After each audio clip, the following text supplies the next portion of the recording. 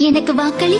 நிலை எத்தகையாயினும் சரி, எச்சமயம் உன்னை நான் அழைத்தாலும் நீ உடன் வர வேண்டும். நீ எங்கிருந்தாலும் சரி, எவர் அருகில் இருந்தாலும்.